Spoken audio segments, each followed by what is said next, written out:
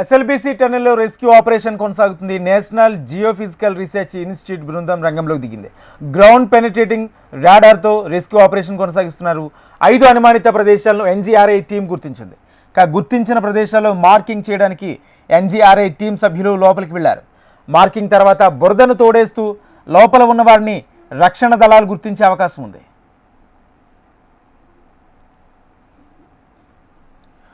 మరోవైపు టన్నెల్ నుంచి మృతదేహాలు లభ్యమైనట్లు వస్తున్న వార్తలను జిల్లా కలెక్టర్ బధావత్ సంతోష్ ఖండించారు. అవన్నీ తప్పుడు వార్తలని, ఇప్పటిదాకా సహాయక చర్యలు కొనసాగుతూనే ఉన్నట్లు వెల్లడించారు. తప్పుడు వార్తలను ప్రసారం చేయొద్దని సూచించారు. So that is fake news. I request the media also. If any such news is there, from DPRO side we will inform you. From collector side we will inform you. Till we will inform you, we will give confirmation. It is request to all the media person also. Don't spread that fake. Definitely we will inform you. Rescue operations are still going on. So if any such findings are there, we will definitely inform. ఇప్పుడే ఒక news కొంత social మీడియాలో అట్లా రావడం జరిగింది. So కొన్ని dead bodies దొరికాయి అట్లా అని. సో రెస్క్యూ ఆపరేషన్ ఇంకా కంటిన్యూ అవుతుంది. సో వాట్ ఎవర్ న్యూస్ అది వచ్చిందో అది ఫేక్ న్యూస్. సో ఆ న్యూస్ను నమ్మొద్దు. రెస్క్యూ ఆపరేషన్ కంటిన్యూ అవుతుంది. అటువంటిది ఏమన్నా ఉంటే ఖచ్చితంగా మనం మీడియాకి మెన్షన్ చేయడం జరుగుతుంది. అండ్ ఫర్దర్గా కూడా మీడియాకి రిక్వెస్ట్ ఏంటిదంటే our DPRO team is there, we are available. అటువంటిది will confirm you any such thing is there. So కాబట్టి అది కన్ఫర్మ్ చేసుకోకుండా ఇటువంటి న్యూస్లు మనం స్ప్రెడ్ చేస్తే కొంత ప్యానిక్ క్రియేట్ అవుతుంది. కాబట్టి అటువంటి ఏమి వితౌట్ కన్ఫర్మేషన్ చేయొద్దని మీడియాని కూడా రిక్వెస్ట్ చేస్తాం. ఎస్ఎల్బీసీ టన్నెల్లో రెస్క్యూ ఆపరేషన్ కొనసాగుతుంది. టన్నెల్లో మృతదేహాలు లభ్యమైనట్లు వస్తున్న వార్తలను జిల్లా కలెక్టర్ బధావత్ సంతోష్ ఖండించారు. అవన్నీ తప్పుడు వార్తలని, ఇప్పటిదాకా సహాయక చర్యలు కొనసాగుతూనే ఉన్నట్లు వెల్లడించారు. తప్పుడు వార్తలను ప్రసారం చేయొద్దని సూచించారు. ఇదే అంశానికి సంబంధించి పూర్తి సమాచారం మా ప్రతినిధి నరేంద్రాచార్య అందిస్తారు. నరేంద్ర.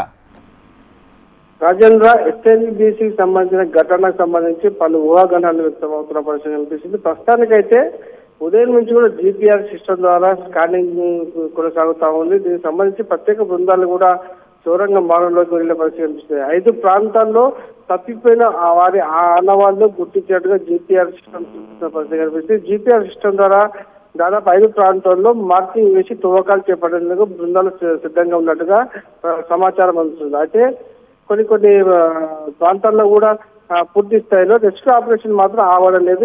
దీనికి సంబంధించి కూడా అత్యాధునిక పరికరాలు కూడా వినియోగించి కూడా రెస్క్యూ ఆపరేషన్ కొనసాగిస్తున్నారు. ఈ నేపథ్యంలో వైపు 11 బృందాలను కూడా రెస్క్యూ ఆపరేషన్ కొనసాగిస్తున్నారు. 7వ రోజు కూడా పూర్తి స్థాయిలో రెస్క్యూ ఆపరేషన్ కొనసాగిన సమయంలోనే మరికొన్ని ప్రాంతాల్లో కూడా 5 చనిపోయారని చెప్పి వచ్చిన వార్తలను కూడా నారాయణఖేడ్ జిల్లా కలెక్టర్ సంతోష్ బాణత్ ఖండించడం జరిగింది. ఇక్కడ కూడా ఇప్పటి వరకు అయితే ఎలాంటి ఆనవాళ్లు లభించలేదు. కాకపోతే ఎస్ఎల్బీసీ సంబంధించి కూడా జీపీఆర్ సిస్టమ్ అలాగే అత్యాధునిక పరికరాలతో కూడా లోపల ఉన్నటువంటి ఆచూకీ 8 మంది ఎవరైతే గల్లంటారో వారికి సంబంధించి ఆచూకీ కోసం మాత్రం పూర్తి స్థాయిలో అత్యాధునికమైనటువంటి పరికరాల ద్వారా అన్వేషణ కొనసాగుతుందని చెప్పడం జరిగింది. అయితే ఈ లోపల రేపు లేక ఎల్లుండి వరకు కూడా పూర్తి స్థాయిలో సమాచారం అందే అవకాశం ఉంది. ఈ లోపల కూడా ఎవరు కూడా తప్పుడు సమాచారం ఇచ్చి రాష్ట్ర ప్రజలను కూడా ఆందోళన గురి చేయదు అని చెప్పేసి కూడా నారాయణఖేడ్ జిల్లా కలెక్టర్ సంతోష్ బాణత్ కూడా ఇప్పటికే విజ్ఞప్తి చేసిన పరిస్థితి కనిపిస్తుంది. ఏదేమైనా కూడా ఎస్ఎల్బీసీ సంబంధించి ఘటనకు సంబంధించి పూర్తి స్థాయిలో మరీ కాసేపు లేకపోతే రేపు ఉదయం వరకు కూడా పూర్తి స్పష్టమైన సమాచారం వచ్చే అవకాశం ఉన్నట్టుగా తెలుస్తుంది. ఇదిలా ఉండగా ఎస్ఎల్బీకి సంబంధించి కూడా ఇప్పటికే పూర్తి స్థాయిలో టన్నెల్లో చిక్కున్న వారి సమాచారం కోసం రావాలంటే మరో 2 రోజులు సమయం పట్టే అవకాశం ఉన్నట్టుగా సింగరేణికి సంబంధించినటువంటి సీఎం బాలరాజు పేర్కొనడం జరిగింది. ఎన్జీఆర్ఎఫ్ ద్వారా తీసినటువంటి స్కానింగ్ పిక్చర్ సాధారణంగా కొన్ని ప్రాంతాల్లో దాదాపుగా గుర్తించడం తెలుస్తుంది. కాకపోతే ఇది ఖచ్చితమైన వారిదే అని కూడా నిర్ధారించలేని పరిస్థితి ఉంది. ఏదేమైనప్పటికీ 2-3 రోజుల్లో ఒక స్పష్టమైన సమాచారం వచ్చే అవకాశం ఉంది. అప్పటి వరకు కూడా ఎవరు కూడా తప్పుడు సమాచారం ఇవ్వద్దని చెప్పేసి కూడా జిల్లా కలెక్టర్ చెప్తున్న పరిస్థితి కనిపిస్తుంది. Rajendra. Right, thank you Narendra.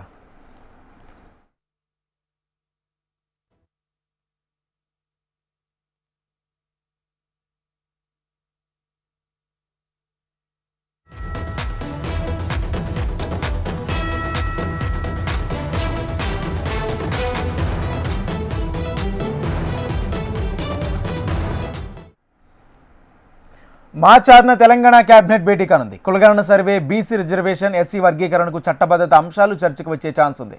పార్లమెంట్లో 42% బీసీ రిజర్వేషన్ల బిల్లు ఆమోదంపై మంత్రివర్గం చర్చించనుంది. మార్చి 7, 8 తేదీల్లో అసెంబ్లీ సమావేశాలు జరగనున్నాయి. మార్చి 9న సీఎం రేవంత్ రెడ్డి, మంత్రులు, ఎంపీలు ఢిల్లీ వెళ్లనున్నారు. మార్చి 10న ఢిల్లీలో రాహుల్ గాంధీ ఎంపీలతో కలిసి ధర్నా చేరున్నారు. తెలంగాణ మోడల్గా దేశవ్యాప్తంగా కులగణన అమలు చేయాలని కాంగ్రెస్ పార్టీ డిమాండ్ చేయనుంది. ఇదే అంశానికి సంబంధించి పూర్తి సమాచారం మా ప్రతినిధి అశోక్ అందిస్తారు. అశోక్. రాజేంద్ర, మనం చూస్తున్నాం తెలంగాణ వ్యాప్తంగా సమగ్ర కులగణనకు సంబంధించినటువంటి సర్వే మొదటి దఫా అయిపోయింది. రెండో దఫా సర్వే సంబంధించి కూడా ఈ నెల 16 నుంచి ఇవాళ వరకు అవకాశం ఇచ్చారు. ఇవాళ ఆ సర్వేకి సంబంధించినటువంటి సమగ్ర సర్వే కూడా పూర్తయింది. సో ఈ 2 రోజులలో cabinet sub committee Uttam Kumar రెడ్డికి పూర్తిస్థాయి రిపోర్ట్ ఇస్తారు. ఆ రిపోర్ట్ ను కేబినెట్ లో చర్చించి కేబినెట్ లో ఆమోదించిన తర్వాత అసెంబ్లీ సమావేశంలో పెడతారు. అయితే కేబినెట్ సమావేశం 6వ తారీఖున ఉంది. అయితే తెలంగాణ అసెంబ్లీ ప్రత్యేక సమావేశాలు 7, 8 తారీఖులో నిర్వహిస్తారు. ఆ 2 తేదీల్లో కేబినెట్ ఆమోదించినటువంటి సమగ్ర కులగణన సంబంధించిన బిల్లు అసెంబ్లీలో ఆమోదించిన తర్వాత కేంద్రానికి పంపిస్తారు. అయితే కేంద్రానికి పంపిన అనంతరం 9వ తేదీన సీఎం రేవంత్ రెడ్డితో పాటు తెలంగాణ సంబంధించినటువంటి మంత్రులు, ఎంపీలంతా కూడా ఢిల్లీకి చేరుకుంటారు. అయితే దేశవ్యాప్తంగా సమగ్ర కులగణన సంబంధించినటువంటి అంశం పైన రాహుల్ గాంధీ ధర్నా నిర్వహిస్తున్నారు. ఈ ధర్నాకు సంబంధించి తెలంగాణ నుంచి సీఎం రేవంత్ రెడ్డితో పాటు మంత్రులు, ఎంపీలు కూడా పాల్గొంటారు. ఈ సమగ్ర సర్వేకి సంబంధించిన రిపోర్ట్ ని దేశవ్యాప్తంగా కూడా నిర్వహించాలి, తెలంగాణ రోల్ మోడల్ గా ఉంటుందని చెప్పేసి కూడా ఇవాళ అయితే రాష్ట్ర కార్యవర్గ సమావేశంలో ఇన్ఛార్జ్ గా వచ్చినటువంటి మీనాక్షి నటరాజన్ కూడా స్పష్టం చేశారు. సో తెలంగాణ నుంచి ఇచ్చినటువంటి ఈ రిపోర్ట్ పైనే దేశవ్యాప్తంగా కాంగ్రెస్ పార్టీ కూడా చర్చ తీసుకోబోతున్నటువంటి అంశం మనకు కనిపిస్తుంది. రాయంగా రైట్, థ్యాంక్ యూ అశోక్.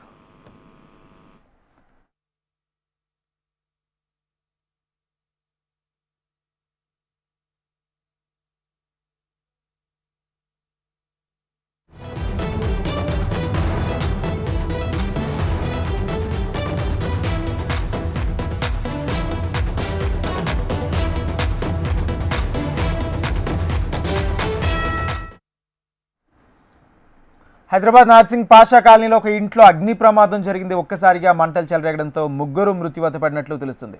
తాడు సహాయంతో మరికొందరు చిన్నారులు, ఓ మహిళ కిందకు దిగారు.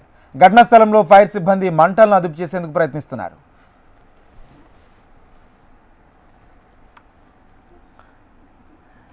రైట్, ఇదే అంశానికి సంబంధించి పూర్తి సమాచారం మా ప్రతినిధి రమణ అందిస్తారు. రమణ. రాజేంద్ర, మనకి నార్సింగి పోలీస్ స్టేషన్ పరిధిలో జరిగిన ఈ అగ్ని ప్రమాదం తీవ్రమైన విషయాన్ని నింపని చెప్పాలి.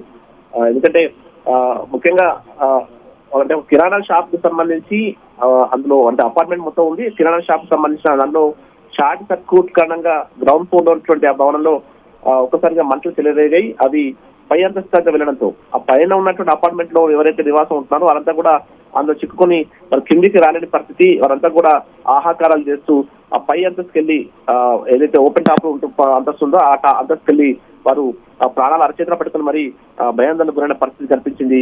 అక్కడ ఉన్న స్థానికులు, తర్వాత ఫైర్ సంబంధించిన సిబ్బంది కూడా దాదాపు 1.5 గంటల పైగా శ్రమించి వారందరినీ అతి కష్టంపై కిందికి తీసుకొచ్చారు. అయితే అప్పటికే ఇంట్లో ఎవరైతే చిక్కుకొని ఉన్నారో ముఖ్యంగా ఒక చిన్నారి, 2 మహిళలు, వారు కూడా తీవ్రమైన అంటే ఆ పొగ ద్వారా ఆ పొగను పీల్చుకోవడంతో వారు తీవ్రమైన అస్వస్థతకు గురయ్యారు. వారిని స్థానికంగా ఒక ప్రైవేట్ ఆసుపత్రి తరలించారు. కానీ అప్పటికే ఆ 3 ఎవరైతే 7 సంవత్సరాల సిజీరా ఖాతున్, తర్వాత 2 మహిళలు జమీలా ఖాతున్, తర్వాత అహానా ఖాతున్, వీరిద్దరు కూడా తీవ్ర అస్వస్థతకు గురై చికిత్స పొందుతూ మరణించారు.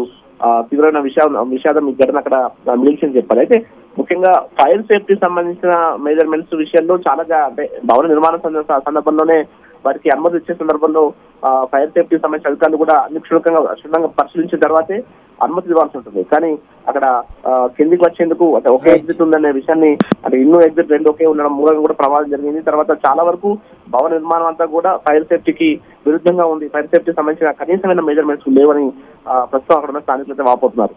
ఏదేమైనా ప్రస్తుతం ఈ ఇన్సిడెంట్ లో 3 చనిపోవడం అయితే తీవ్ర విషాదకరంగా చెప్పాలి. ఆ 3కి సంబంధించిన బాడీకి కూడా ఉస్మానియాకి తరలించి పోస్ట్ మార్టం నిర్వహించే అవకాశం ఉంటుంది. Right, thank you Ramana. రాబోయే రోజుల్లో తెలంగాణను ఆదర్శనీయ రాష్ట్రాలకు ఒక దిక్సూచిగా నిలబెడతామని తెలంగాణ టీపీసీసీ చీఫ్ మీనాక్షి నటరాజన్ అన్నారు. తెలంగాణ ప్రజల సామాజిక ఆర్థిక న్యాయం కోసం పోరాడతామన్నారు. తెలంగాణ ప్రజల అభివృద్ధి ఆర్థిక వృద్ధిని సాధించే దిశగా తయారు చేస్తామని మీనాక్షి నటరాజన్ అన్నారు. वायदे हैं उसको पूरा करने का काम किया है और जिस तरह से जातिगत जनगणना के बारे में जो बहुत ही प्रसिद्ध सोशल साइंटिस्ट्स हैं वो भी मानते हैं कि पूरे देश का सबसे अच्छा जातिगत जनगणना तेलंगाना में हुआ है, उसका संदेश लेकर हमारे कार्यकर्ता जाएं, पार्टी और संगठन निर्माण का काम हम करें और संगठन और सरकार का समन्वयन हो सके, इसके बारे में हम सब लोगों की आज चर्चा हुई और आने वाले समय में जो साल भर का कार्यक्रम संविधान के मूल्यों को लेकर गांव-गांव में जाने का, पदयात्रा करने का, बाबा साहब डॉक्टर भीमराव अंबेडकर जी का जो अपमान भारतीय जनता पार्टी के नेताओं ने, गृह मंत्री ने किया, उसका प्रतिकार करें और जो राहुल जी का संविधान के मूल्यों को लेकर चलने का संदेश है उसको लेकर हम गांव-गांव में जाएं. उसके लिए आज हमारे सभी नेताओं ने अपनी बात रखी, हमारे सांसदों ने, हमारे कैबिनेट. Welcome back. కేంద్ర మంత్రి కిషన్ రెడ్డిపై సీఎం రేవంత్ తీవ్ర స్థాయిలో ధ్వజమెత్తారు. రాష్ట్రానికి నిధులు తీసుకురావాల్సిన బాధ్యత కిషన్ రెడ్డిది అన్నారు.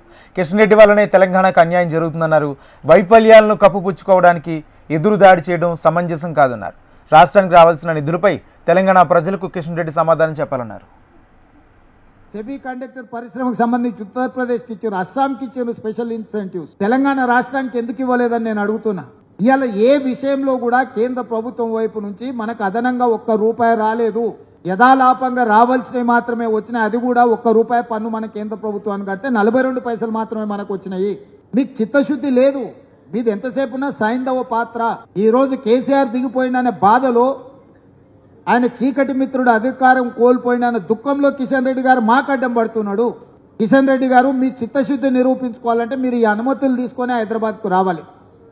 ఇవాళ తెలంగాణలో బీసీ కులగణన చేస్తే బీసీ కులగణనలో మైనారిటీలను చేర్చారు కాబట్టి మేము తిరస్కరిస్తాం, రద్దు చేస్తామంటున్నాం.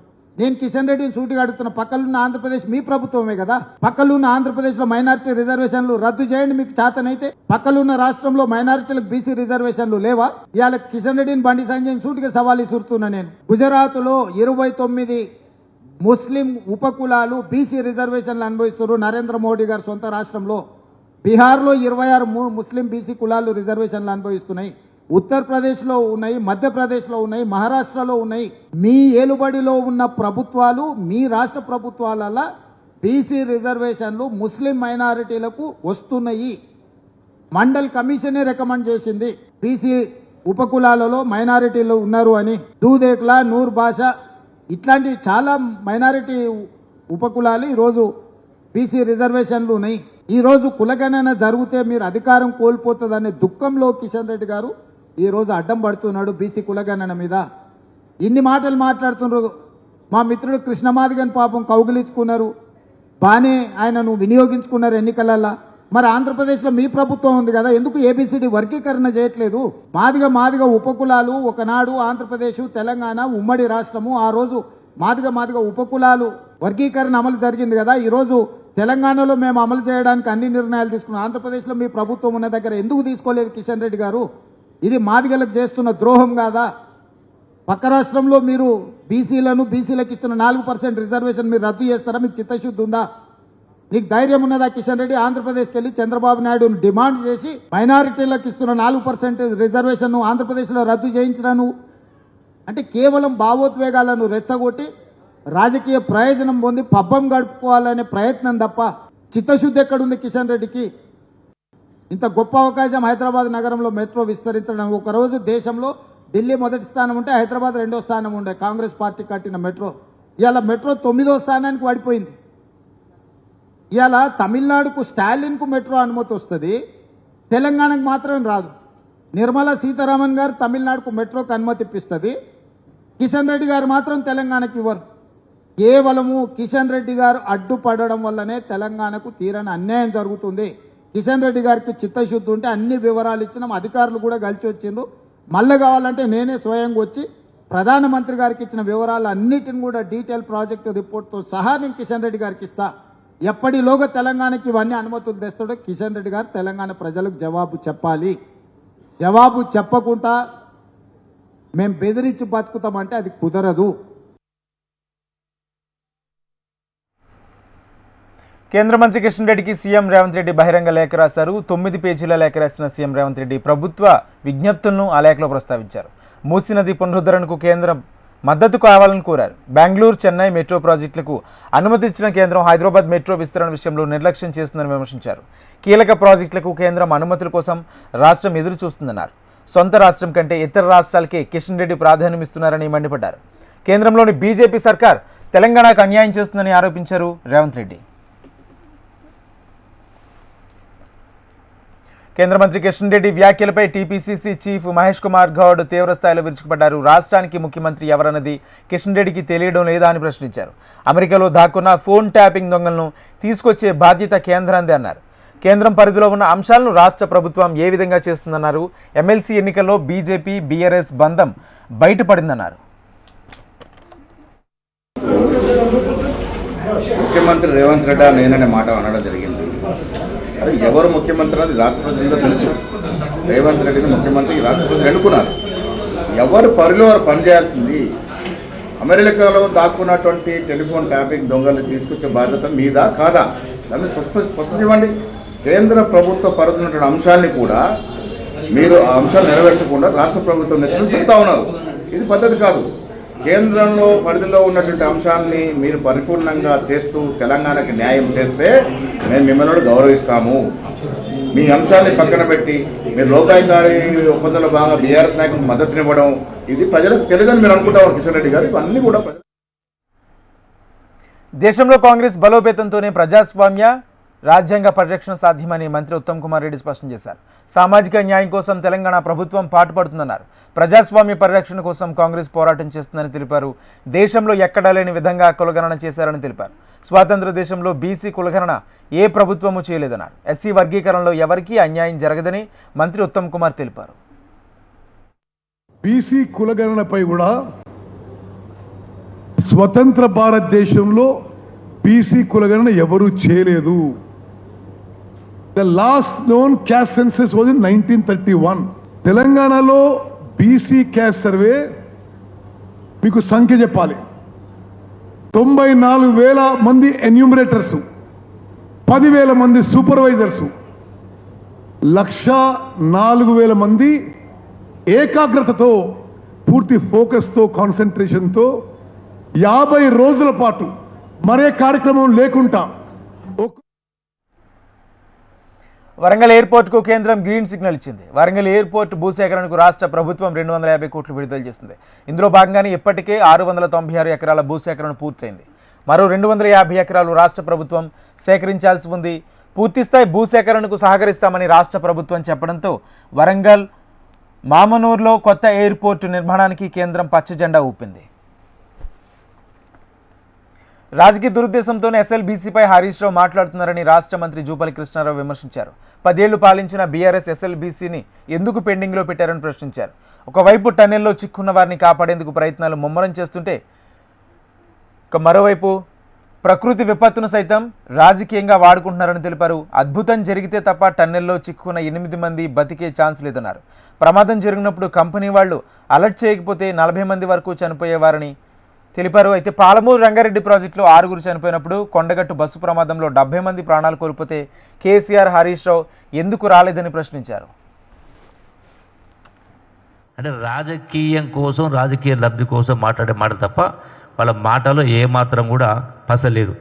పోనీ మీరేమైనా ఈ ప్రభుత్వం ఇచ్చిన ప్రకారం ఇటువంటి సంఘటన జరిగినప్పుడు రావడానికి పర్మిషన్ ఇచ్చి మీరు 100 మంది 100 వాహనాలు 200 వాహనాలు వచ్చి చేస్తే అక్కడ చర్యలకు ఇబ్బంది కాదా?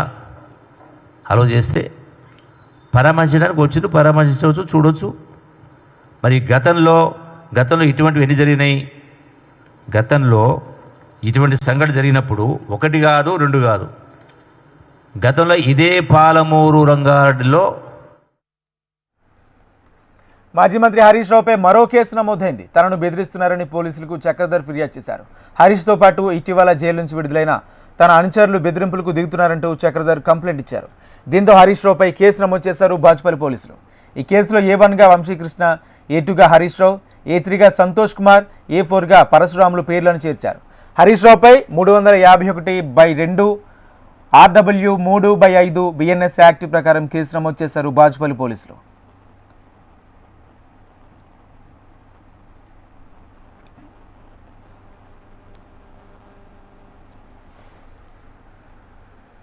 అసంబంధ రాష్ట్ర విభజన కారణంగా రాజధాని కోల్పోయిన ఏపీకి అమరావతిని ప్రజా రాజధానిగా ఏర్పాటు చేసుకున్నామని, కానీ అమరావతి విధ్వంసానికి గత ప్రభుత్వం నడుం మిగించిందని ఆరోపించారు మంత్రి పయ్యావుల కేశవ్. రాజధాని అనేది ఒక ప్రాంతం కోసం కాదు, రాష్ట్ర అభివృద్ధికి దోహదం చేసే గ్రోత్ ఇంజిన్గా అమరావతిని తీర్చిదిద్దాలన్నదే తమ ప్రభుత్వ లక్ష్యమని అన్నారు.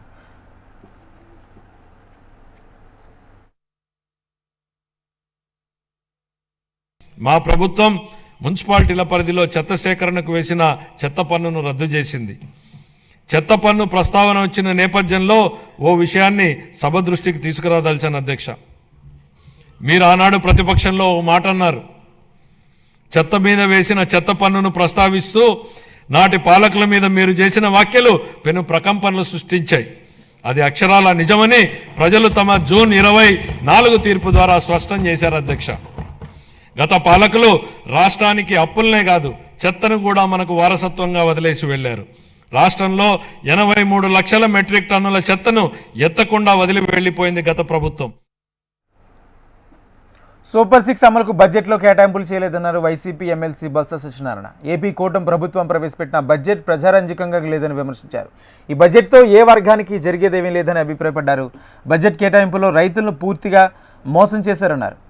ఎంతమంది స్టూడెంట్స్ ఉంటే అంతమందికి తల్లికి వందనం పథకానికి హామీనిచ్చి మోసం చేశారని బొత్స ఆరోపించారు. 18 సంవత్సరాల మహిళ గురించి అయితే మాటే లేదు. మరి మా విద్య నిరుద్యోగ వృత్తి లేదు. పూర్తిగా కూడా యువకుల్ని, ఈ రాష్ట్రంలో యువకుల్ని మోసం చేశారు, నిరుద్యోగులను మోసం చేశారు. దాంతోపాటు మహిళలకు వచ్చి అట్టాసంగా మేము రేపు సంక్రాంతి నుంచో లేకపోతే రేపు ఉగాది నుంచి ఉచిత బస్సు ప్రయాణం అన్నారు. ఆ ఊసి ఎత్తలేదు, ఎక్కడ ఆ మాట లేదు, ఆ పలికే లేదు, ఆ ఇండికేషన్ లేదు ఎక్కడన్నా. ఇలా చెప్పుకోతే 1 కాదు 2 కాదు. రైతులకి అయితే మరీ అన్యాయం అండి. అసలు రైతులకు గిట్టుబాటు ధర లేక చాలా ఇబ్బందులు పడుతున్నాయి. ఈ రాష్ట్రంలో అవసరమైనప్పుడు మార్కెట్ ఇన్వెస్ట్మెంట్ చేసి వాళ్ళని ఆదుకోవాల్సిన ఈ తరుణంలో కేంద్ర ప్రభుత్వం 11,100 రూపాయలు ఇచ్చిందని అందులోనే రాశారు. మీరు ఏం రాశారు? దానికి పర్చేజ్ చేయాలి. గత వైసీపీ ప్రభుత్వం ఆర్థిక విధ్వంసానికి పాల్పడిందన్నారు మంత్రి నాదెండ్ల మనోహర్. వైసీపీ సర్కార్ రాష్ట్రాన్ని ఆర్థికంగా ఎలా కుంగదీసిందో ఆర్థిక మంత్రి పయ్యావుల బడ్జెట్ ద్వారా రాష్ట్ర ప్రజలకు వివరించారని తెలిపారు. కూటమి ప్రభుత్వం వచ్చిన తర్వాత రాష్ట్రాన్ని గాడిలో పెట్టే ప్రయత్నం చేస్తున్నామని అన్నారు. తల్లికి వందనంతో పాటు పంచాయతీరాజ్ శాఖకు బడ్జెట్లో నిధులు కేటాయించినట్లు తెలిపారు. గౌరవ ముఖ్యమంత్రి గారు దీనికి హామీ ఇచ్చారు, అనేక సందర్భాల్లో మాట్లాడారు. కానీ ఈరోజు బడ్జెట్లో తల్లికి వందనం కార్యక్రమం అనేది ఎట్టి పరిస్థితుల్లో కూడా మే మాసంలో ప్రతి కుటుంబానికి చదువుకునే బిడ్డకి 15,000 రూపాయల చొప్పున రాష్ట్ర వ్యాప్తంగా ఒక అద్భుతమైన కార్యక్రమం తీసుకెళ్లే విధంగా ఈరోజు 9,407 కోట్ల రూపాయలు కేటాయించడం అనేది నిజంగా మనందరం కూడా ఎంతో హర్షవ్యక్తి. బడ్జెట్లో ఆరోగ్య శాఖకు పెద్దపీట వేయడం మంచి పరిణామం అన్నారు మంత్రి సత్యకుమార్. ప్రజారోగ్యానికి కూటమి ప్రభుత్వం కట్టుబడి ఉందని తెలిపారు. గతంలో ఎన్నడూ లేని విధంగా ఆరోగ్య శాఖకు 19,000 కోట్లు ప్రభుత్వం ఖర్చు చేయబోతుందన్నారు. గత ప్రభుత్వంతో పోలిస్తే అధిక ప్రాధాన్యం ఇచ్చారన్నారు. రెవెన్యూ లోటును ఆర్థిక మంత్రి పయ్యావుల కేశవ్ తగ్గించే ప్రయత్నం చేశారని తెలిపారు. ముఖ్యంగా ఆరోగ్య వైద్య విద్య శాఖకి ఈ బడ్జెట్లో పెద్దపీట వేయడం ద్వారా ప్రజారోగ్యానికి ఎటువంటి ప్రాధాన్యతని ఎన్డీఏ ప్రభుత్వం ఇస్తుందన్న విషయం మనకు అర్థమవుతుంది. 19,265 కోట్లు ఆరోగ్యం వైద్య విద్యకి బడ్జెట్లో కేటాయించారు. 3,22,000 కోట్ల బడ్జెట్లో ఇది 5.98, దాదాపు 6% ఆరోగ్యం వైద్య విద్యకి కేటాయించడం జరిగింది. గత ఆర్థిక సంవత్సరంతో పోలిస్తే ఇది 805 కోట్లు అదనం, అంటే దాదాపు 4% అదనం. కానీ 2023 డీలిమిటేషన్తో దక్షిణాది రాష్ట్రాల్లో ఎంపీ సీట్లను తగ్గించే కుట్రను కేంద్ర ప్రభుత్వం తెరలేపిందన్నారు ప్రజాశాంతి పార్టీ అధ్యక్షుడు కేఏ పాల్. తమిళనాడు సీఎం ఎంకే స్టాలిన్ ఈ అంశంగా గళమెత్తారని తెలిపారు. తెలుగు రాష్ట్రాల నాయకులకు ఈ అంశంపై మోడీని విమర్శించే దమ్ము లేదని విమర్శలు గుప్పించారు. ఏపీలో ఏ పార్టీ అధికారంలో ఉన్నా ఎంపీ సీట్లు అన్నీ బీజేపీ ఖాతాలో ఉన్నట్లేనని గతంలో ఉండవల్లి అరుణ్ కుమార్ చేసిన వ్యాఖ్యను కేఏ పాల్ గుర్తు చేశారు. దేశాన్ని బీజేపీ పార్టీ అన్ని విధాలుగా నాశనం చేస్తుందని, చైనా రష్యాల దేశం నియంతృత్వ పాలనలోకి వెళ్ళిపోతుందని పాల్ ఆగ్రహం వ్యక్తం చేశారు. ఈ డీలిమిటేషన్ ద్వారా తమిళ్, తెలుగు, మలయాళం, కన్నడం భాషలు లేకుండా చేయడం ఒకటి.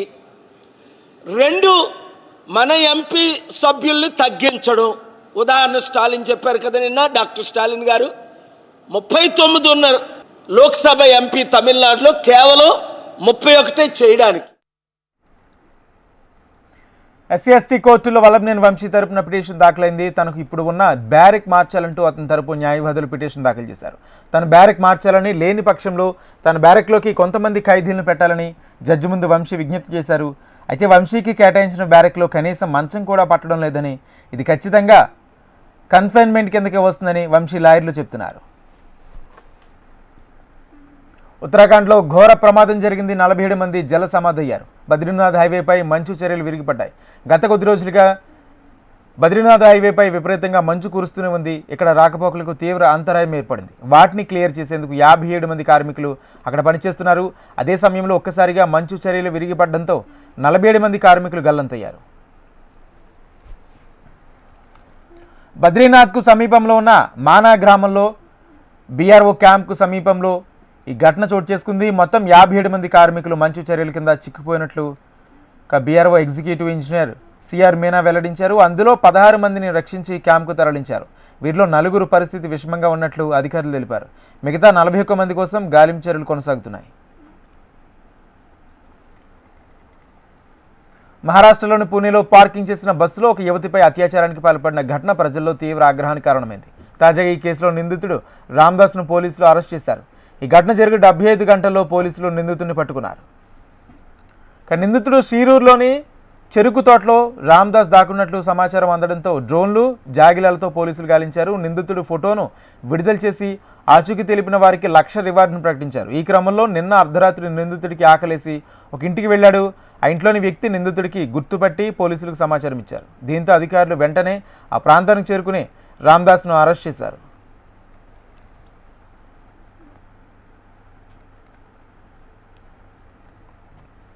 దేశీయ స్టాక్ మార్కెట్ల సూచీలు భారీ నష్టాల్లో ముగిశాయి. అంతర్జాతీయ మార్కెట్ల నుంచి బలహీన సంకేతాలు, బ్యాంకింగ్, ఐటీ స్టాక్స్లలో అమ్మకాల ఒత్తిడి కారణంగా సూచీలు భారీగా పతనమయ్యాయి.